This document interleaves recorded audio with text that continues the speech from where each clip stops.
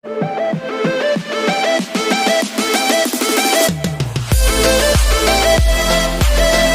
हिंद, जय जोहार। मैं स्वप्निल तिवारी इस डिजिटल प्लेटफॉर्म में आप सभी का फिर से स्वागत करता हूं। दोस्तों, हॉस्टल वार्डन की परीक्षा की तैयारी आप सभी की जम के चल रही होगी और आपकी इसी तैयारी को और मजबूत बनाने के लिए कंप्यूटर के प्रीवियस क्वेश्चन की एक सीरीज मैं आप सभी के लिए लेकर के आया हूं। इस सीरीज का पहला वीडियो पब्लिश हो चुका है। यदि आपने नहीं देखा है तो जरूर मेरे चैनल पर देखिए।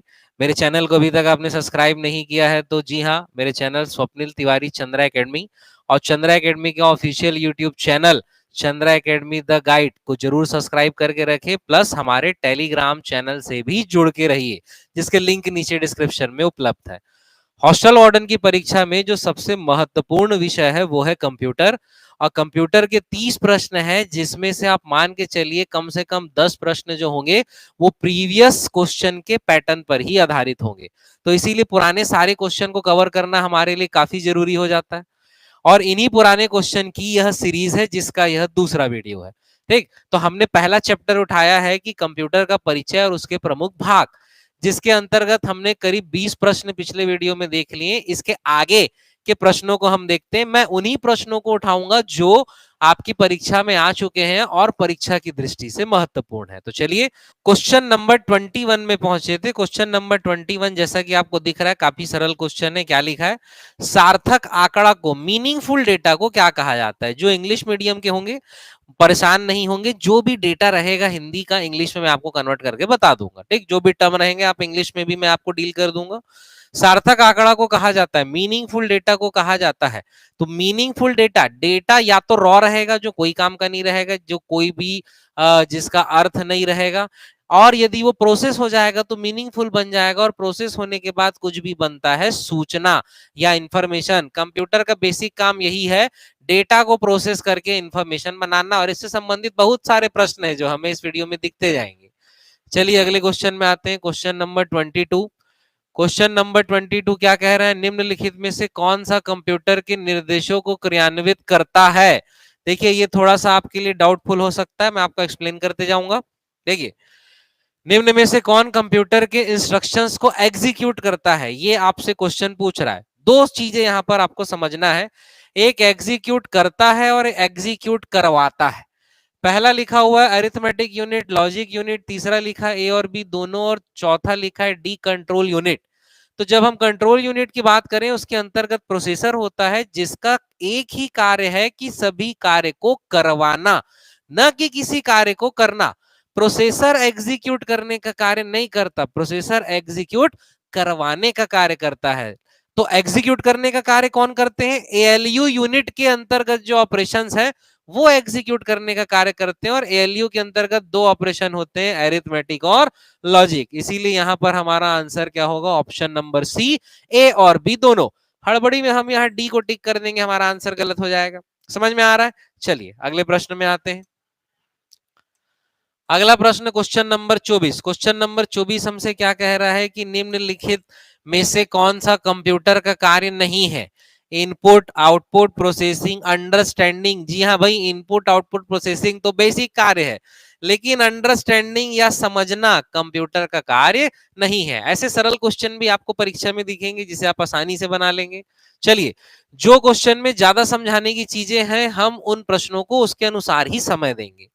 चलिए अगले क्वेश्चन में देखते हैं। भाई आपको किसी भी प्रश्न में यदि डाउट है आप बिल्कुल कमेंट बॉक्स पे मुझे बता सकते हैं। इसके अतिरिक्त यदि आप इस सेशन को लाइव भी करना चाहते हैं तो भी आप मुझे कमेंट बॉक्स पे जरूर बताएं। चलिए अगला देखते हैं। क्या लिखा हुआ है? कंप्यूटर का मूर्त घटक टेंजिबल कंपोनेंट क्या होता है? मूर्त घटक टेंजिबल कंपोनेंट कहने का मतलब है ऐसा कंपोनेंट, ऐसा कंप्यूटर का हिस्सा जिसे आप छू सकते हैं, और जिसे हम छू सकते हैं वो एक ही चीज होती है, क्या? हार्डवेयर। सॉफ्टवेयर, बायोस, फर्मवेयर, फायरवेयर को आप छू नहीं सकते। ठीक, अब सॉफ्टवेयर क्या होता है? सॉफ्टवेयर मतलब बहुत सारे प्रोग्राम का कलेक्शन। Software is a set of program. अब प्रोग्राम क्या होता है? बहुत सारे निर्देशों का समूह। A program is a set of instructions. तो बहुत सारे इंस्ट्रक्शन को मिला के प्रोग्राम बनता है, और बहुत सारे प्रोग्राम को मिला के सॉफ्टवेयर, और इनमें से हम किसी को नहीं छू सकते। इसीलिए आपका टेंजिबल कंपोनेंट मूर्त घटक नहीं है। उसी तरीके से हार्डवेयर, जैसे आपका कोई भी hardware, input output device, monitor, keyboard, mouse, ये सबको आप छू सकते हैं, तो ये हार्डवेयर कहला रहा है आपके लिए। फायरवेयर कहने का मतलब ये होता है कि फायरवेयर अर्थात जो फायर वॉल से संबंधित सॉफ्टवेयर है, ये आपके फायरवेयर कहला रहे हैं, तो ये भी आपका सॉफ्टवेयर ही है, इसे आप नहीं छू सकते। अब बायोस अर्थात basic input output system, Vyapam में कई बार इसका फुल फॉर्म आया है, ध्यान रखेंगे। बायोस के काम भी आए हैं, जो हमारे आने वाले क्वेश्चंस की सीरीज में आपको दिखेगा। तो basic input output system BIOS जो है, जैसा कि नाम है, इसका पहला कार्य यही है, सारे इनपुट आउटपुट डिवाइस को ऑन करना, एक्टिव करना, ऑपरेटिंग सिस्टम को उठाकर रैम में लेकर के आना, एग्जीक्यूट करना, और इसके अलावा जो बायोस का कार्य है पोस्ट, जिसे कहते हैं पावर ऑन सेल्फ टेस्ट, इसका भी फुल फॉर्म एग्जाम में आया है, post power on self test, अर्थात जो पहली बूटिंग प्रक्रिया हो रही है वो कौन करता है? बायोस। बायोस एक प्रोग्राम है जो कहां स्टोर रहता है? रोम में स्टोर रहता है। मेमोरी डिवाइस वाला जब चैप्टर आएगा वहां ये फिर से रिपीट होगा, वहां इससे संबंधित क्वेश्चन होंगे। लेकिन आप एक चीज समझिए कि कंप्यूटर की तैयारी के लिए पहले थ्योरेटिकल नॉलेज होना पूरा जरूरी है, अर्थात आपको किसी न किसी बुक या किसी न किसी कोर्स को ज्वाइन करने की जरूरत है, यदि आपने कंप्यूटर कभी नहीं पढ़ा है तो। उसके बाद ये प्रश्नों को सॉल्व करने की बारी आती है। तो आप कोई बुक फॉलो कर रहे हैं तो जी हाँ, ऐसी बुक फॉलो करें जिसमें आपको बहुत सारे प्रीवियस एग्जाम के क्वेश्चन मिल जाए, प्लस थ्योरी मिल जाए। और यदि आप क्लासेस ज्वाइन करना चाहते हैं तो जी हाँ, कंप्यूटर की मेरी डेली लाइव क्लासेस चल रही हैं, आप लाइव क्लास को ज्वाइन कर सकते हैं, जिसकी फीस रहेगी मात्र 1,000 रुपए। जी हाँ, लाइव क्लास की मेरी फीस है मात्र 1,000 रुपए। रिकॉर्डेड क्लास की मेरी फीस है मात्र 499। जो मैं लाइव क्लास लूंगा और रिकॉर्डेड में ऐड हो जाएगा, तो जिन्हें लाइव करना है अटेंड, वो लाइव भी कर सकते हैं। जिन्हें रिकॉर्डेड अटेंड करना है, थोड़ा सा फाइनेंशियल इशू है, तो आधी फीस में आप रिकॉर्डेड भी ज्वाइन कर सकते हैं। या आप सुबह 9 बजे मेरी ऑफलाइन क्लासेस भी चंद्रा एकेडमी में ज्वाइन कर सकते हैं, जिसकी फीस रहेगी 2,000 रुपए। ठीक है, तो ये ऑफलाइन क्लासेस सुबह 9 से 10 यही लाइव क्लास होती है, यही रिकॉर्ड होती है, आप इसे ज्वाइन कर सकते हैं। और इसके अलावा कोई भी डाउट है तो आप मुझसे सीधा संपर्क कर सकते हैं। चलिए आगे चलते हैं। इसके बाद अगला हमारा प्रश्न है, कंप्यूटर का उपयोग करने का यह लाभ है कि कंप्यूटर बहुत तेज होते हैं और बड़ी मात्रा में डेटा स्टोर कर सकते हैं। जी हाँ, ये तो लाभ है। जब इनपुट गलत हो तब भी बड़ी मात्रा में डेटा स्टोर कर सकते हैं? नहीं, ऐसा तो कुछ नहीं है। इनपुट यदि आपने गलत दिया तो उसका स्टोर करने से कोई संबंध ही नहीं है। इनपुट गलत होने से आउटपुट गलत होगा ये कहा जा सकता है। स्टोर तो तभी होगा जब आप उसे सेव करेंगे। तो दूसरी लाइन का तो कोई औचित्य नहीं बन रहा है। तीसरा लाइन लिखा है, कंप्यूटर अनम्य तैयार किए गए हैं। मुझे लगता है ये शायद मिसप्रिंट है, जहां से भी है ये असंख्य हो सकता है, और ऐसा भी कोई लॉजिकल स्टेटमेंट नहीं है, तो इसीलिए ये भी गलत हो जाएगा। और एक गलत हो गया है तो उपयुक्त सभी ऑल ऑफ द वो तो आएगा ही नहीं। इसीलिए आपका आंसर क्या है? पहला, ऑप्शन नंबर ए। चलिए आगे चलते हैं, अगला क्वेश्चन देखते हैं। अगला क्वेश्चन हमसे क्या कह रहा है? Question number 27। क्वेश्चन नंबर 27 हमसे ये कह रहा है, एक कंप्यूटर पेरिफेरल को कनेक्ट नहीं किया जा सकता है। तो कंप्यूटर पेरिफेरल हम समझते हैं, पहले पेरिफेरल क्या होता है? कंप्यूटर में जुड़ने वाली वो डिवाइसेस जो कंप्यूटर की विशेषताओं को बढ़ाती है, कंप्यूटर के फंक्शंस को बढ़ाती है, वो डिवाइसेस क्या कहलाती है? Peripheral devices. जैसे कि भाई प्रिंटर कंप्यूटर की बेसिक डिवाइस नहीं है, प्रिंट करने की सुविधा दे रही है, तो वो एक पेरिफेरल डिवाइस हो गई। स्कैनर एक पेरिफेरल डिवाइस हो गई। ग्राफिक्स कार्ड लगा रहे हैं, वो एक पेरिफेरल डिवाइस हो गया। तो पेरिफेरल डिवाइसेस वो डिवाइसेस होती हैं जो कंप्यूटर की विशेषताओं को, फंक्शनिंग को बढ़ाती है। तो पेरिफेरल डिवाइस को सीरियल पोर्ट के माध्यम से कनेक्ट किया जा सकता है, बिल्कुल सही है। पैरेलल पोर्ट के माध्यम से भी कनेक्ट किया जा सकता है, यूएसबी के भी माध्यम से कनेक्ट किया जा सकता है। लेकिन बायोस, अभी इसके पहले बायोस के बारे में हम सुने हैं। बायोस क्या है? एक प्रोग्राम है, कनेक्ट करने की कोई वो युक्ति, कनेक्ट करने कोई माध्यम नहीं है। इसीलिए यहां पर क्या लिखा है, किससे कनेक्ट नहीं किया जा सकता? तो किससे नहीं किया जा सकता? बायोस। अब इन ऑप्शन को भी हम देख लेते हैं, क्योंकि एमसीक्यू देखने का हमारा उद्देश्य यही है कि ज्यादा से ज्यादा ऑप्शन को हम सीख सके, उसके बारे में जाने। तो देखिए, सीरियल पोर्ट और पैरेलल पोर्ट। सीरियल यानी कुछ जो सीक्वेंस में चल रहा है, एक के बाद जो एक चल रहा है, वो सीरियल पोर्ट कहला रहा है। इसके बारे में भी क्वेश्चन है, आगे आएगा, वहां हम फिर से देखेंगे। तो सीरियल पोर्ट जो एक के बाद एक चलेगा, और पैरेलल पोर्ट कहने का मतलब जो एक साथ बहुत सारे चलेंगे। अर्थात सिंगल केबल में डेटा एक के बाद एक, एक के पीछे एक ही जा रहा है, तो ये सीरियल पोर्ट का काम है। लेकिन कुछ पोर्ट आप ऐसे देखे होंगे कि जिसमें ऐसी कुछ पिन लगी होती है, इसमें ये 8 पिन दिख रही है, 8 डेटा, 8 बिट डेटा एक साथ जाएगा, तो ये क्या है, पैरेलल पोर्ट। तो सीरियल पोर्ट में बिट बाय बिट ट्रांसफर होता है, एक के बाद एक डेटा ट्रांसफर होता है, इसीलिए स्लो होता है। और पैरेलल पोर्ट की बात करें तो इसमें बहुत सारे डेटा एक साथ ट्रांसफर होते हैं, इसीलिए फास्ट होता है। अभी इतना बेसिक जानिए। अब फिर वही, यदि आपको अधिक जानना है, अधिक सीखना है, तो मेरे थ्योरेटिकल कोर्स को जरूर ज्वाइन करें। ठीक, चलिए यूएसबी की हम बात करें तो यूएसबी भी एक प्रकार का सीरियल पोर्ट ही है। यूएसबी कहने का मतलब होता है यूनिवर्सल सीरियल बस, ये भी एक प्रकार का सीरियल पोर्ट ही है। ठीक, यूएसबी से सभी परिचित है। चलिए सभी ऑप्शन को हमने डील कर लिया, आगे चलते हैं। क्वेश्चन नंबर 28, क्वेश्चन नंबर 28 हमसे क्या कह रहा है, किसी भी कंप्यूटर सिस्टम का ब्रेन, मस्तिष्क क्या होता है। अब देखिए कंप्यूटर सिस्टम का मस्तिष्क और हृदय और नर्व सिस्टम सब सीपीयू को आंसर ले लिया गया है ना एग्जाम में। अभी आएगा क्वेश्चन, लाइन से देखते जाएंगे। तो यहाँ क्या है, किसी भी कंप्यूटर का सिस्टम ब्रेन, कंट्रोल यूनिट भी दिया है, अरिथमेटिक भी दिया है, स्टोरेज भी दिया है, और सेंट्रल प्रोसेसिंग यूनिट भी दिया है। और व्यापम ने आंसर लिया है क्या, सेंट्रल प्रोसेसिंग यूनिट। किसी भी कंप्यूटर का ब्रेन क्या होता है, सीपीयू होता है। ये 2-3 बार व्यापम ने आंसर लिया है, इसीलिए आप याद रखिए। लॉजिकली यदि सोचा जाए तो किसी भी कंप्यूटर का ब्रेन उसका प्रोसेसर होता है, लेकिन हम यहाँ यूनिट की बात करें तो प्रोसेसर कंट्रोल यूनिट के अंतर्गत आता है, और कंट्रोल यूनिट सीपीयू के अंतर्गत आता है। और सभी एग्जाम लगभग आंसर ब्रेन को सीपीयू लिया गया है, तो आप सीपीयू याद रखिए। ठीक, यदि माइक्रो प्रोसेसर दिया है तो वही आंसर होगा एग्जैक्ट, नहीं तो आपको सीपीयू लेना। ठीक, चलिए आगे चलते हैं, अगले क्वेश्चन में आते हैं। क्वेश्चन नंबर 29, क्वेश्चन नंबर 29 हमसे क्या कह रहा है, क्वेश्चन नंबर 29 हमसे ये कह रहा है कि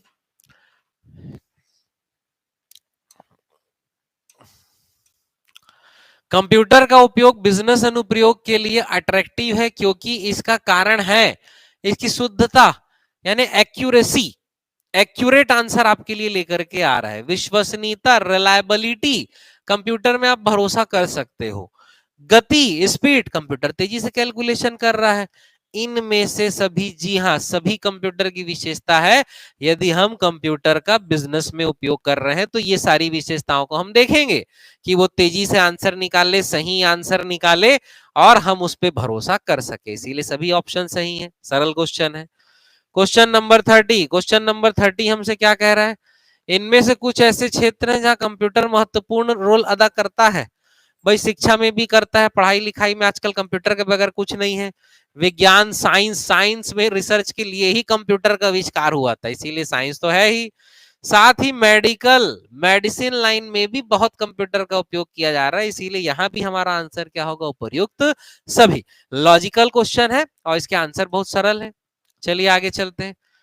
क्वेश्चन नंबर 31, क्वेश्चन नंबर 31 हमसे क्या कह रहा है, इनमें से कोई एक कंप्यूटर की प्रमुख क्रिया नहीं है। ये क्वेश्चन पहले भी एग्जाम में आ चुका है, हमारे पिछले वीडियो में भी था ये। डेटा इनपुट, प्रोसेसिंग, संग्रहण, विश्लेषण। भाई इनपुट करता है, प्रोसेसिंग करता है, स्टोरेज भी करता है। डेटा विश्लेषण यानी डेटा एनालिसिस कंप्यूटर नहीं करता है, ध्यान रखेंगे। अगला क्वेश्चन में आते हैं। अगला क्वेश्चन क्या कह रहा है हमसे, क्वेश्चन नंबर 32, क्वेश्चन नंबर 32 हमसे ये कह रहा है कि निम्नलिखित में से किस चिकित्सीय जांच में कंप्यूटर अथवा कंप्यूटर पेरिफेरल का उपयोग किया जाता है।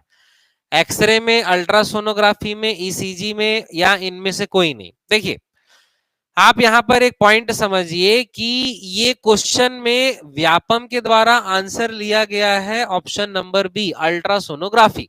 ठीक, अल्ट्रासोनोग्राफी से तो परिचित ही होंगे, पानी वानी पी के जो स्कैन किया जाता है, समझ लीजिए शरीर के अंग, पेट वेट के आसपास, वही अल्ट्रासोनोग्राफी है। ठीक है, तो यहां पर लिखा हुआ है कि चिकित्सीय जांच में कंप्यूटर अथवा उसके पेरिफेरल का उपयोग किया जाता है। तो भाई क्या एक्सरे में कंप्यूटर का उपयोग नहीं किया जाता, ऐसा है क्या? एक्सरे में भी किया जाता है। क्या ईसीजी में कंप्यूटर का उपयोग नहीं किया जाता, ऐसा है क्या? ईसीजी में भी किया जाता है, लेकिन क्या है, व्यापम के द्वारा आंसर लिया है अल्ट्रासोनोग्राफी। तो अगर इस प्रकार का क्वेश्चन रिपीट होता है तो आप ऐसा ही आंसर लेंगे, नहीं तो अगर इनमें से सभी लिख दिया है तो वो आपका बिल्कुल सही आंसर है। ध्यान रहेगी, चीजें लॉजिकल चीजें हैं। चलिए अगला क्वेश्चन देखते हैं। भाई हमारा जो शुरुआती ये परिचय वाला चैप्टर है, ये सरल चैप्टर है, इसके क्वेश्चन आपको ऐसे थोड़े बेसिक टाइप के ही दिखेंगे। चलिए अगला क्वेश्चन देखते हैं क्या लिखा हुआ है। सीपीयू एवं बाह्य मेमोरी एक्सटर्नल मेमोरी के मध्य आदान प्रदान सिंगल ट्रांजैक्शन को कहते हैं। भाई देखिए यहां पर एक चीज को आपको समझना है कि सीपीयू और बाह्य memory, external memory secondary memory वो होती जहां डेटा को स्टोर किया जाता है, ठीक। और सेकेंडरी मेमोरी तक कोई भी आपकी एग्जीक्यूशन वाली बस या लाइन नहीं जाती, ठीक। तो इसीलिए जो वहां पर लाइन रहेगी, तीन प्रकार की बस होती है। पहले चलिए ऑप्शन समझते हैं। ये लिखा हुआ आयो साइकिल। आयो साइकिल कहने का मतलब होता है इनपुट से लेके आउटपुट तक का पूरा प्रोसेस। अब इनपुट से लेके आउटपुट तक तो आपके सेकेंडरी मेमोरी या एक्सटर्नल मेमोरी का काम नहीं है, सेव नहीं हो रहा है, इनपुट हो रहा है और आउटपुट दिखाया जा रहा है, इसीलिए पहला ऑप्शन आपका नहीं आएगा। डेटा यूनिट जैसा कोई टर्म नहीं है, इसीलिए डेटा यूनिट यहां पर नहीं आने वाला है। फिर बस साइकिल है और बिट नोड है, बिट नोड भी कुछ नहीं है, बस साइकिल। देखिए क्या होता है, बस साइकिल कहने का मतलब ये होता है कि जब डेटा एग्जीक्यूट हो जाता है उसके बाद जब वो सेव होने जाता है तो जो बीच का माध्यम है वो कहलाता है बस, और इस प्रोसेस को क्या कहते हैं, बस साइकिल। इसीलिए हमारा सही आंसर क्या आ जाएगा, बस साइकिल, ठीक। तीन प्रकार की बस होती है, आप समझिए यहां पर। एक होता है कंट्रोल बस, दूसरा होता है आपका एड्रेस बस, और तीसरा होता है आपका डेटा बस, ठीक है। अब कंप्यूटर आर्किटेक्चर पूरा हमको यहाँ पर जानना पड़ेगा। कंप्यूटर आर्किटेक्चर के पूरे लेक्चर तो हम यहाँ पर नहीं देख सकते हैं, हालांकि कंप्यूटर आर्किटेक्चर के कुछ टॉपिक मेरे पब्लिश हैं चैनल पे, आप वहां पर देख सकते हैं डिटेल में। देखिए क्या होता है, कंट्रोल बस कहने का मतलब जहां केवल इंस्ट्रक्शन का ही फ्लो होगा वो क्या कहला रहा है, कंट्रोल बस। एड्रेस बस कहने का मतलब जहां आपका डेटा सेव है उस लोकेशन से अगर डेटा को लेकर के आना है तो एड्रेस बस का इस्तेमाल होगा। और डेटा को रैम और सेकेंडरी मेमोरी में लाने ले जाने के लिए इनपुट से लेके आउटपुट के बीच में प्राइमरी मेमोरी रैम या सेकेंडरी मेमोरी में लाने ले जाने के लिए जिस बस का इस्तेमाल होता है वो क्या है, डेटा बस। इसमें केवल डेटा फ्लो होता है, इसीलिए इस क्वेश्चन का आंसर हमारा क्या होगा, बस साइकिल। ध्यान रहेगा ये चीज। 35 क्वेश्चन नंबर 35 हमें क्या कह रहा है, इस डिवाइस के उपयोग से कंप्यूटर पेरिफेरल को नहीं जोड़ा जा सकता। रिपीट हो गया है क्वेश्चन हमारा। यूएसबी जोड़ सकते हैं, पैरेलल से जोड़ सकते हैं, सीरियल से जोड़ सकते हैं, लेकिन बायोस से नहीं जोड़ सकते क्योंकि बायोस एक प्रोग्राम है, ठीक। क्वेश्चन नंबर 36 हमें क्या कह रहा है, कंप्यूटर का सबसे महत्वपूर्ण आधार है ट्रांजिस्टर, बाइनरी अंकगणित, बाइनरी अरिथमेटिक, ए और बी दोनों, इनमें से कोई नहीं। तो भाई कंप्यूटर का सबसे प्रमुख आधार आप ट्रांजिस्टर लग सकता होगा, लेकिन ट्रांजिस्टर के अलावा और भी चीजें होती है, आईसीज होते हैं, सेमीकंडक्टर होते हैं, बहुत सारे इलेक्ट्रॉनिक मटेरियल लगे होते हैं, लेकिन कंप्यूटर का प्रमुख आधार बाइनरी डेटा ही है। इसीलिए आपका आंसर क्या होगा, बाइनरी अंकगणित। 0 1 रहता है तभी कोई चीज डिजिटल कहलाती है, और कंप्यूटर डिजिटल डिवाइस है, इसीलिए क्या रहेगा यहाँ पर, ऑप्शन नंबर बी। ध्यान रहेगा, ठीक। तो कुछ क्वेश्चन ऐसे हैं कि आप अपने लॉजिक से ही उसे बनाएंगे। चलिए अगले क्वेश्चन में आते हैं।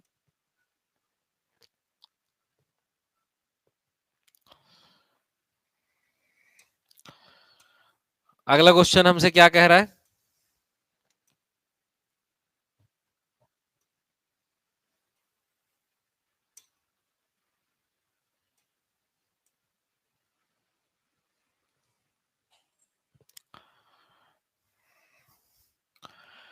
चलिए अगले क्वेश्चन में आते हैं। क्वेश्चन नंबर 37 कंप्यूटर के कार्य करने का क्रम है इनपुट आउटपुट प्रोसेस। लग रहा है क्या, बिल्कुल नहीं होगा। इनपुट प्रोसेस इनपुट, फिर से इनपुट, ना ना, इनपुट प्रोसेस आउटपुट, जी हाँ, ऑप्शन नंबर सी ही सही है। आउटपुट प्रोसेस इनपुट है तो उल्टा हो गया। तो ये तो बहुत बेसिक क्वेश्चन है, सभी इससे अवेयर है। क्वेश्चन नंबर 38 हमसे क्या कह रहा है कि कौन सा भाग कंप्यूटर का दिमाग कहलाता है, S M P S keyboard, ALU, CPU. तो भाई आप बिल्कुल आंख मूंद के टिक मार सकते हैं, दिए गए ऑप्शन में कंप्यूटर का दिमाग क्या है, सीपीयू। इसी से रिलेटेड पुराना क्वेश्चन था। अब देखिए पुराने क्वेश्चन से रिलेट होकर ये क्वेश्चन आया और ऐसी क्वेश्चन से रिलेट होकर अगले क्वेश्चन बनते हैं। यही व्यापम का पैटर्न है, इसीलिए पुराने क्वेश्चन पकड़ के चलना जरूरी है। ऑप्शन को डील कर लेते हैं। यहां क्या लिखा हुआ है, एसएमपीएस। एसएमपीएस होता है switched mode power supply. CPU के अंतर्गत सभी डिवाइस को पावर सप्लाई देने का कार्य है एसएमपीएस का।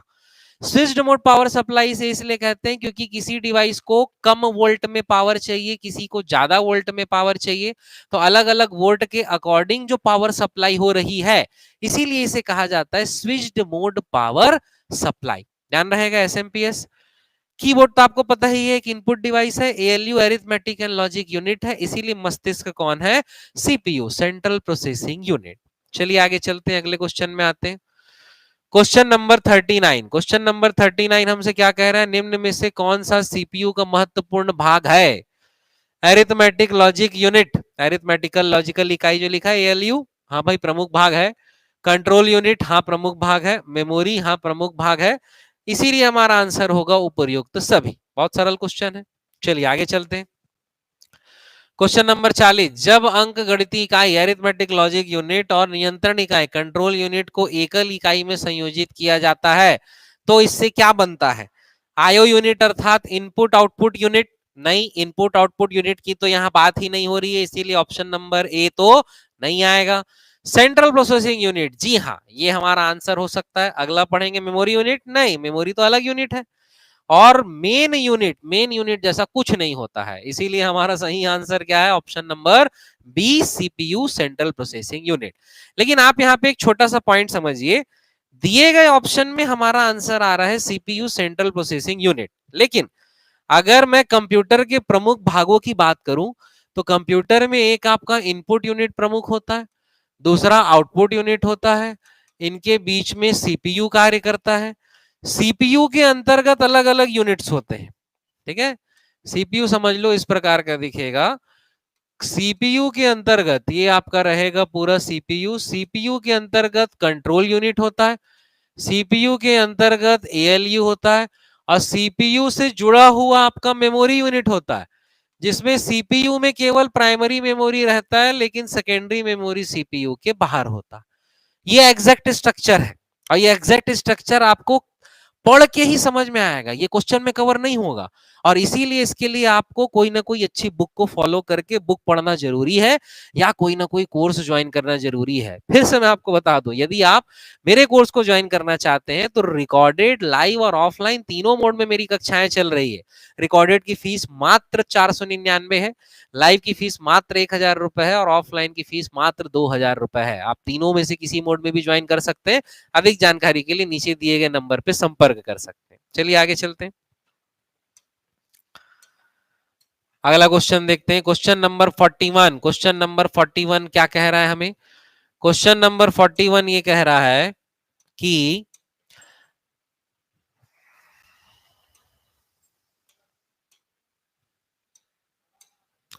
निम्नलिखित में से कौन सा सेंट्रल प्रोसेसिंग यूनिट का प्रमुख भाग है। अब भी मैंने आपसे डिस्कस किया, जस्ट इसके पहले डिस्कस किया है ना मैंने आपसे। पहला arithmetic and logic unit ALU, जी हाँ सीपीयू का प्रमुख भाग है। दूसरा सेंट्रल यूनिट, सेंट्रल यूनिट लिखाया हुआ है यहाँ पे, ये कंट्रोल यूनिट होना चाहिए था, सेंट्रल यूनिट लिखा गया है, मिसप्रिंट है। ऑप्शन में देखते हैं है कि नहीं। तीसरा प्रिंटर, तो प्रिंटर यूनिट तो बिल्कुल नहीं आएगा, ठीक। अब यदि मैं ऑप्शन देखूं तो ऑप्शन लिखा हुआ है पहला और तीसरा प्रिंटर यूनिट तो है ही नहीं, तो जहां जहां तीसरा लिखा है वो तो आपको ऑप्शन सीधा कट गया, बचा है एक और दो। तो इसीलिए ये सेंट्रल यूनिट नहीं है, ये कंट्रोल यूनिट है जो मिस प्रिंट हो गया है, तभी तो हमारा आंसर क्या आएगा, एक और दो। ध्यान रहेगा। चलिए अगला क्वेश्चन देखते हैं।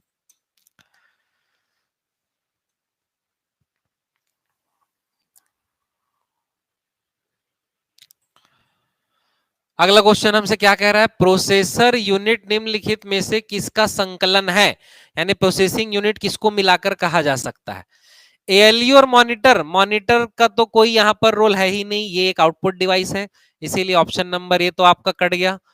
एएलयू और कंट्रोल यूनिट, जी हाँ ये आपका आंसर हो सकता है। प्रिंटर और एएलयू सवाल ही नहीं, प्रिंटर आउटपुट डिवाइस है, ये कट गया।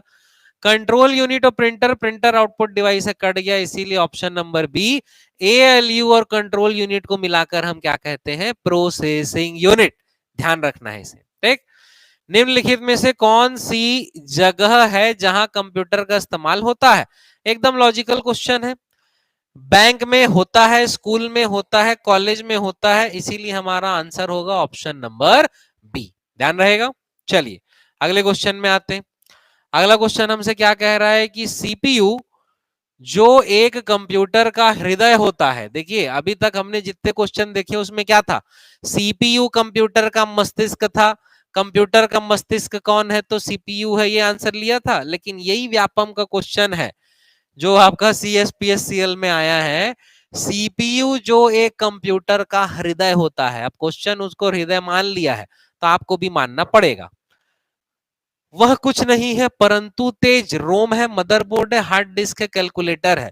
तो रोम तो नहीं है, मदरबोर्ड नहीं है, हार्ड डिस्क नहीं है, क्या है ये, एक कैलकुलेटर है। तो यहाँ सही आंसर क्या होगा हमारा, कैलकुलेटर। भाई कैलकुलेशन कर रहा है ना, सीपीयू क्या है हमारे लिए, कैलकुलेशन परफॉर्म कर रहा है, फास्ट कैलकुलेशन कर रहा है, ठीक। ध्यान रखेंगे। तो इसीलिए सीपीयू आपका मस्तिष्क भी हो सकता है, हृदय भी हो सकता है, नाड़ी तंत्र कुछ भी हो सकता है। क्वेश्चन के अकॉर्डिंग वो तय होगा कि उसका कौन सा ऑप्शन सही होगा। अगला, कंप्यूटर का मुख्य घटक कौन सा है, monitor, hard disk, random access memory, motherboard.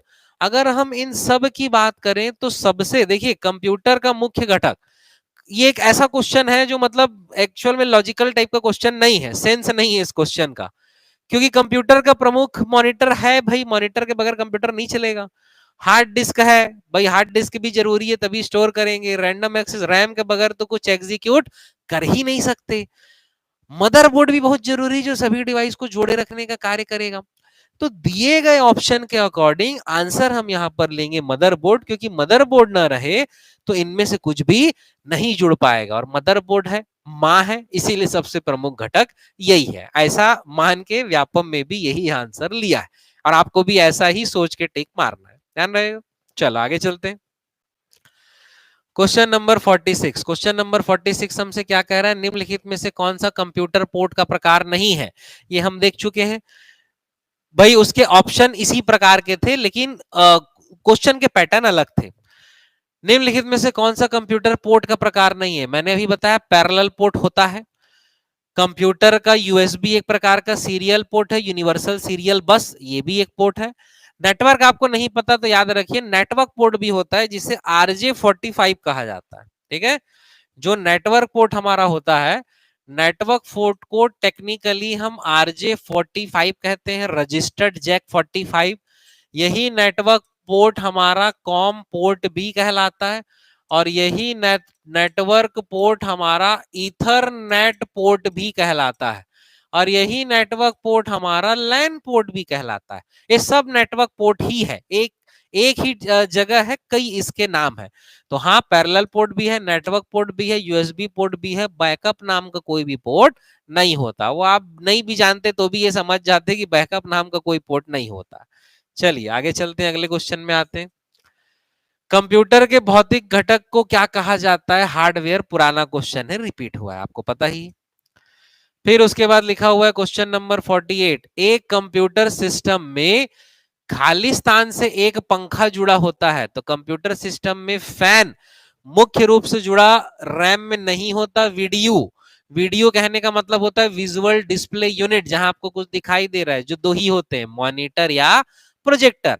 तो वीडियो भी आपका आंसर नहीं होगा। रोम में भी पंखा नहीं होता, तो पंखा कहां लगा होता है, सीपीयू। दो जगह फैन लगे होते हैं, एक प्रोसेसर के ऊपर फैन लगा होता है, दूसरा आपका कैबिनेट, जिसे हम सीपीयू आम भाषा में कह देते हैं बक्सा, वो बेसिकली क्या है, कैबिनेट। कैबिनेट में एक आपका फैन लगा होता है, तो ध्यान रहेगा। चलिए अगला क्वेश्चन देखते हैं। सीपीयू का मुख्य काम है प्रोग्राम निर्देशों को क्रियान्वित करना, भविष्य में उपयोग के लिए स्टोर करना, डेटा व सूचना को प्रोसेस करना, ए और सी दोनों। देखिए ऐसा है, अब दिए गए ऑप्शन में आपको टिक करना है।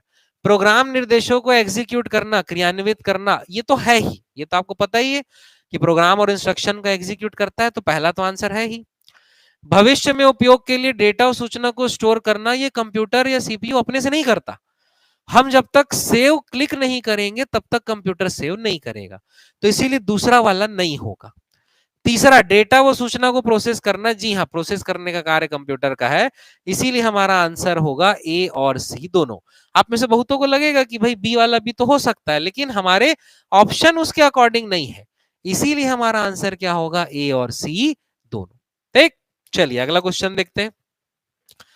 अगला क्वेश्चन लिखा हुआ है, खालिस्तान के द्वारा हाइपर थ्रेडिंग सपोर्ट प्रदर्शन किया जाता है। तो हाइपर थ्रेडिंग समझ लीजिए क्या है, कि जब प्रोसेसर को कई पार्ट में विभाजित किया जाता है ताकि वह अलग अलग कार्य को एक साथ कर सके। एक प्रोसेसर एक कार्य करेगा, लेकिन एक प्रोसेसर को दो पार्ट में हम डिवाइड कर दिए तो वो दो कार्य एक साथ कर सकता है। ऐसा करने से प्रोसेसर की स्पीड भी बढ़ती है और उसकी इफिशियंसी भी बढ़ती है। ये प्रक्रिया कहलाती है हाइपर थ्रेडिंग। तो यहां लिखा है खालिस्तान के द्वारा हाइपर थ्रेडिंग सपोर्ट किया जाता है। तो बस रोम और हार्ड डिस्क में तो प्रोसेसिंग नहीं हो रहा है ना, प्रोसेसिंग कहां हो रहा है, सेंट्रल प्रोसेसिंग यूनिट में। तो इसीलिए इसका आंसर क्या होगा, सीपीयू सेंट्रल प्रोसेसिंग यूनिट। ठीक, चलिए आगे चलते हैं।